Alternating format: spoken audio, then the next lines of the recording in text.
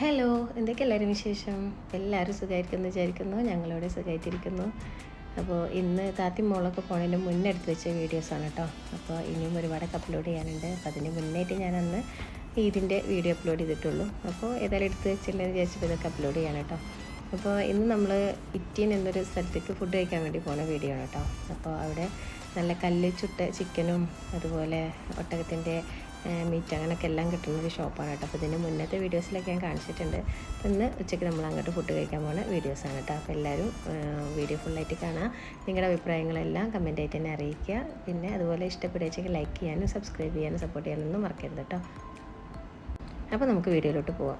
അപ്പോൾ ഇത് അങ്ങോട്ട് പോണ വഴികളാണ് കേട്ടോ അതൊക്കെ. അപ്പോൾ പോണ വഴിക്ക് ഈ സമയത്തായതുകൊണ്ട് ഒരുപാട് ഒട്ടകങ്ങളൊക്കെ അങ്ങനെ ഫുഡ് കഴിക്കണൊക്കെ രംഗങ്ങളൊക്കെ കാണാൻ പറ്റുന്നുണ്ട് കേട്ടോ. അപ്പോൾ അതുപോലെ ഇറ്റലിയിൽ ഇത് കഴിഞ്ഞ ഖരീഫിൻ്റെ സമയത്ത് ഉണ്ടാക്കിയതാണ് കേട്ടോ. അതൊക്കെ നമുക്ക് വന്നിരിക്കാനും ടൈം എന്താ പറയുക സ്പെൻഡ് ചെയ്യാനൊക്കെ പറ്റിയ നല്ല അടിപൊളി സ്ഥലമാണ് കേട്ടോ. ഈവനിങ്ങിലൊക്കെ നമുക്ക് ചായയൊക്കെ എടുത്ത് വന്നിരിക്കാനും കുട്ടികൾക്ക് കളിക്കാനും പിന്നെ അതിൻ്റെ ഉള്ളിൽ തന്നെ ഒരുപാട് കോഫി ഷോപ്പും ഫുഡൊക്കെ കിട്ടുന്ന ഷോപ്പുകളൊക്കെ ഉണ്ട് കേട്ടോ. അങ്ങനെ ഉള്ളൊരു സ്ഥലത്തിൻ്റെ അടുത്ത് തന്നെയാണ് നമുക്കിപ്പോൾ ഫുഡ് കഴിക്കാൻ പോകുന്ന ഷോപ്പ് ഇതിൻ്റെ തൊട്ട് അടുത്ത് തന്നെ വരുന്നത് കേട്ടോ. അപ്പോൾ ഇന്ന് നമ്മൾ കഴിക്കാൻ പോകുന്ന ഫുഡിൻ്റെ പ്രത്യേകത എന്ന് പറയുകയെങ്കിൽ ഇത് മെറ്റലുണ്ടല്ലോ നമ്മുടെ നാട്ടിലെ കല്ല് ചെറിയ ചെറിയ കല്ലുകളുണ്ടല്ലോ. അപ്പോൾ അതിൽ വെച്ചിട്ട് ചുടുന്ന ചിക്കനാണ് കേട്ടോ. അത് ഭയങ്കര ചൂടാക്കിയിട്ട് അതിൽ വെച്ചിട്ട് ചുട്ടെടുക്കുന്ന ചിക്കനാണ്. നല്ല ടേസ്റ്റ് തന്നെയാണ് കേട്ടോ. അപ്പോൾ ഇതിൻ്റെ കൂടെ നമുക്ക് മന്തി ഉണ്ട്, പല ഫ്ലേവറിലുള്ള നമുക്ക് മന്തി വരുന്നുണ്ട്, ബുഹാരി റൈസ്, മന്തി റൈസ്, അതുപോലെ അങ്ങനെ ഒരുപാട് റൈസൊക്കെ വരുന്നുണ്ട് കേട്ടോ. അപ്പോൾ അങ്ങനെയുള്ളതാണ് ഇവിടുത്തെ ഒരു പ്രത്യേകത. അത് സലാലയിൽ മാത്രം കിട്ടുന്ന ഒരു എന്താ പറയുക ഒരു സ്പെഷ്യൽ തന്നെയാണ് കേട്ടോ ഈ ഒരു ചിക്കൻ. അപ്പോൾ അത് കഴിക്കാമെന്ന് വിചാരിച്ചിട്ട് നമ്മളങ്ങനെ പോവുകയാണ്.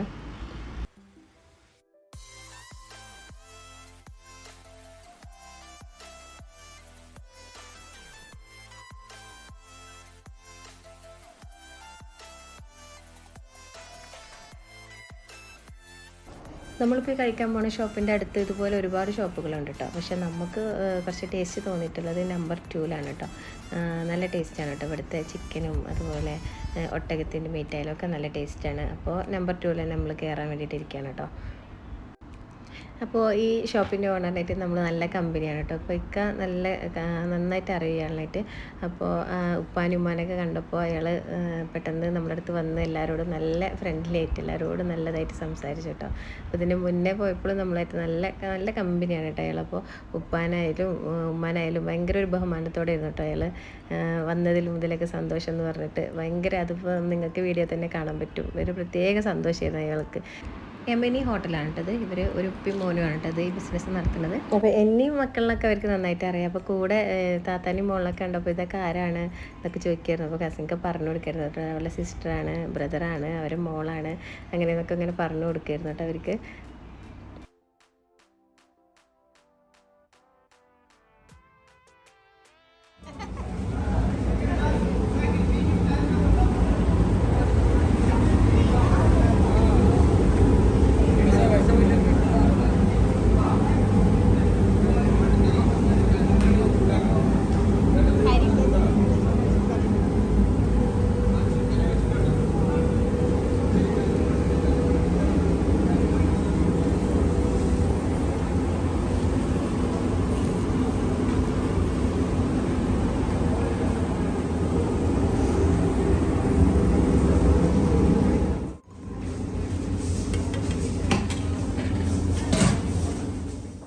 അപ്പോൾ ഞാൻ നേരത്തെ പറഞ്ഞ പോലെ നിങ്ങൾ കണ്ടിട്ടുണ്ടാവുമല്ലോ അല്ലേ, മെറ്റലിൽ വെച്ചിട്ടുള്ള ചിക്കൻ ചുട്ടെടുക്കുന്നതും എല്ലാം കണ്ടിട്ടുണ്ടാവുമല്ലോ.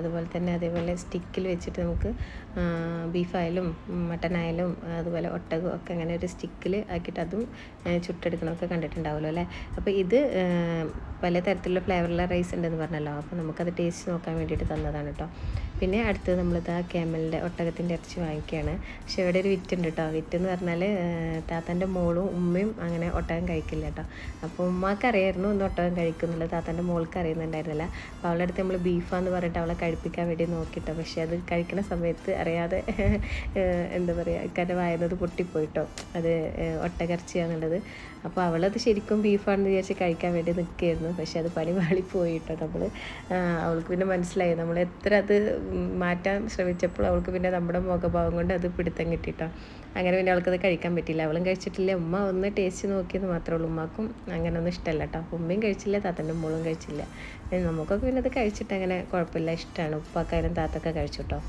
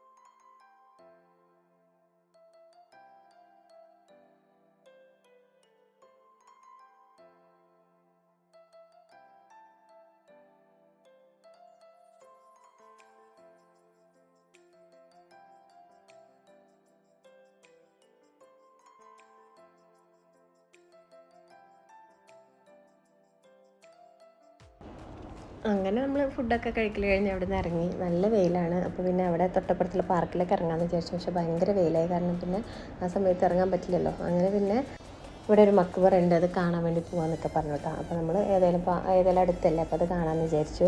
അപ്പോൾ ഇതിൻ്റെ ഐതിഹ്യം എന്ന് പറഞ്ഞിട്ടുണ്ടെങ്കിൽ നബീനെ കാണാൻ വേണ്ടിയിട്ട് പോകാൻ വേണ്ടി നിന്നതായിരുന്നു. പക്ഷേ ഉമ്മാക്ക് വയ്യാത്ത കാരണം ഉമ്മാനെ നോക്കാൻ വേണ്ടി നിന്നിട്ട് നബീനെ കാണാൻ പോകാൻ പറ്റിയില്ല. അങ്ങനെ സലാലൊക്കെ ഇരുന്നിട്ട് മരിച്ചു എന്നാണ് കേട്ടോ അതിൻ്റെ ഐതിഹ്യം ഉള്ളത്.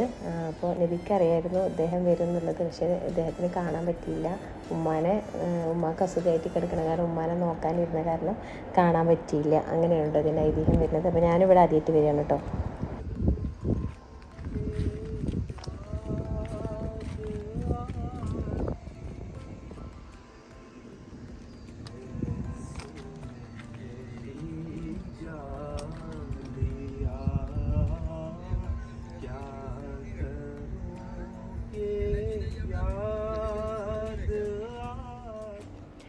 നമ്മളവിടെ ചെന്ന സമയത്ത് കുറച്ച് പാകിസ്ഥാനികളൊക്കെ ഉണ്ടായിരുന്നു കേട്ടോ അവിടെ.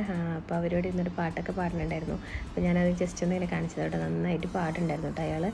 പിന്നെ ഉവൈസിൽ ഗർണി എന്നുള്ള ഖബറാണ് കേട്ടോ നമ്മളിപ്പോൾ കണ്ടിട്ടുള്ളത്. ഇനി അടുത്ത് നമ്മൾ കാണാൻ വേണ്ടി പോകുന്നത് നമ്മുടെ ഇമ്രാൻ നബിയുടെ ഖബർ കാണാൻ വേണ്ടി പോവാണ് കേട്ടോ. അപ്പോൾ അതിന് മുന്നേ കാണിച്ചിട്ടുണ്ട്. ഏറ്റവും നല്ല വലിപ്പമുള്ളൊരു ഖബറാണ് കേട്ടോ ഇമ്രാൻ നബിയുടെ ഖബർ. അപ്പോൾ അതും കണ്ടിട്ട് നമുക്ക് പിന്നെ അടുത്തൊരു സ്ഥലം പ്ലാൻ ചെയ്യാമെന്ന് വിചാരിച്ചിട്ട് ഇങ്ങനെ ഇരിക്കുകയാണ് കേട്ടോ. അപ്പോൾ അങ്ങനെ അങ്ങോട്ട് പോയിക്കൊണ്ടിരിക്കുകയാണ് കേട്ടോ. ഫ്രൈഡേ പൊതുവെ ഇവിടെ നല്ല തിരക്കുണ്ടാവാറുണ്ട് കേട്ടോ. അപ്പോൾ നമ്മൾ ഉച്ച സമയത്തായ കാരണം ഇപ്പോൾ ആളുകളൊക്കെ കുറച്ച് കുറവാണ്. ഉച്ചയ്ക്ക് ശേഷമൊക്കെ ആയിട്ട് നന്നായിട്ട് ആൾക്കാർ വരാറുണ്ട് കേട്ടോ. നന്നായിട്ട് പാകിസ്ഥാനികളും ബംഗാളികളൊക്കെ നന്നായിട്ട് വരാറുണ്ട് ഇവിടെ. അപ്പോൾ ഈ ഒരു ടൈമായ കാരണം ആളുകളൊക്കെ കുറവാണ്. അപ്പോൾ ഇതാണ് കേട്ടോ നമ്മുടെ ഇമ്രാൻ നബിയുടെ ഖബർ. നല്ല നീളമുണ്ട് കേട്ടോ ഇമ്രാൻ നബിയുടെ ഖബർ. ഇതിന് മുന്നേ കാണിച്ചിട്ടുണ്ട്, നന്നായിട്ട് വീഡിയോയിലൊക്കെ ഉൾപ്പെടുത്തിയിട്ടുണ്ട്. അപ്പോൾ ഇന്നത്തെ വീഡിയോ ഇത്രേ ഉള്ളൂ. ഞാൻ ഇന്ത്യൻ്റെ ബാക്കിയുള്ള വിശേഷങ്ങളൊക്കെ ആയിട്ട് ഞാൻ അടുത്തൊരു വീഡിയോ ആയിട്ട് വരും കേട്ടോ. നമ്മുടെ ചേരമാൻ പെരുമാളിലെ ഖബർ കാണാൻ പോയതും അങ്ങനെയുള്ള കുറച്ച് വിശേഷങ്ങളൊക്കെ ആയിട്ടുണ്ട്. ബീച്ച് കറങ്ങിയതൊക്കെ ഉണ്ട്. അപ്പോൾ അടുത്ത വീഡിയോ ആയിട്ട് ഞാൻ വീണ്ടും വരും. അതുവരേക്കും എല്ലാവർക്കും thanks for watching. Bye bye.